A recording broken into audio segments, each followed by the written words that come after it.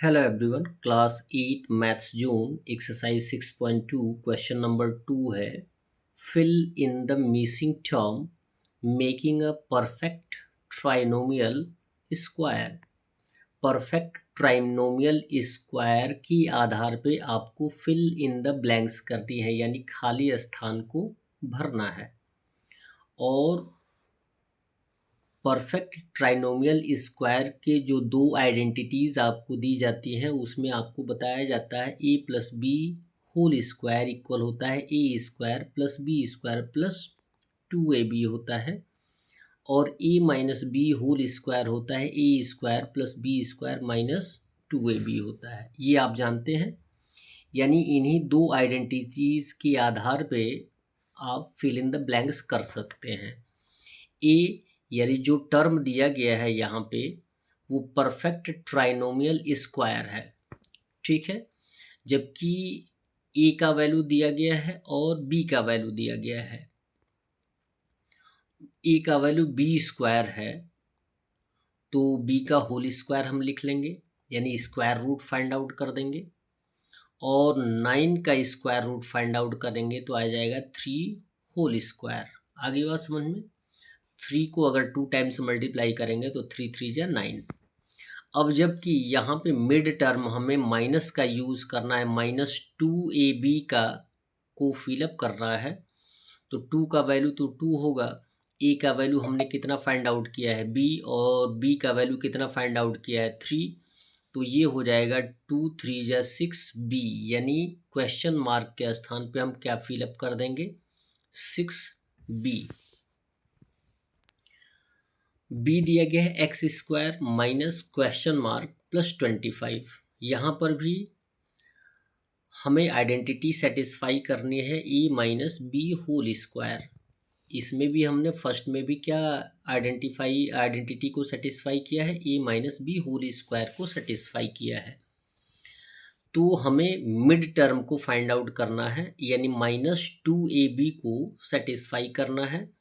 ए और बी जो दो टर्म दिए गए हैं उनको हमें पहले सॉल्व करना है। एक्स स्क्वायर को स्क्वायर रूट फाइंड आउट करेंगे तो एक्स का होल स्क्वायर आएगा, प्लस 25 का स्क्वायर रूट फाइंड आउट करेंगे तो 5 होल स्क्वायर आएगा। 5 5 जा 25, ठीक है। ए का वैल्यू कितना है एक्स, बी का वैल्यू कितना आया है 5। मिड टर्म हमें फाइंड आउट करना है तो -2ab होता है, तो 2 का वैल्यू 2, ए का वैल्यू एक्स और बी का वैल्यू 5।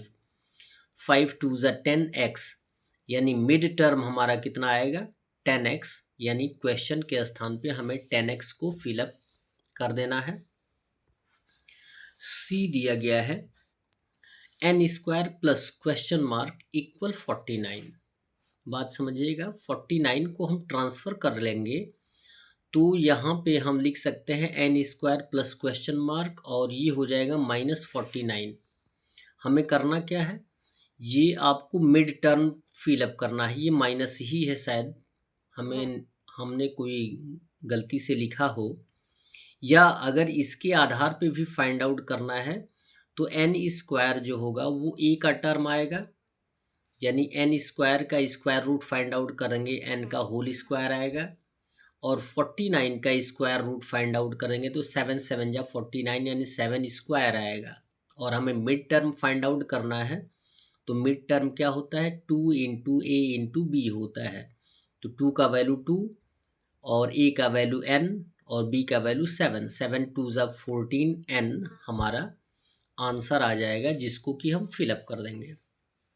डी दिया गया है क्वेश्चन मार्क -12x प्लस 9। अब देख लें, बी का वैल्यू आपको दिया गया है जो कि 3 काउंट होगा, 3 3 जा 9, और मिड टर्म भी हमें दिया गया है। केवल फर्स्ट टर्म जो कि स्क्वायर वाला टर्म है उसे ही हमें फाइंड आउट करना है। तो ये आप जानते हैं कि यदि हम बी का वैल्यू अगर 3 फाइंड आउट करेंगे तो मिड टर्म क्या होता है 2ab होता है, तो 2 का वैल्यू 2 होगा, बी का वैल्यू 3 हो गया, ठीक है। 3 2 जा कितना हो जाएगा 6, ठीक।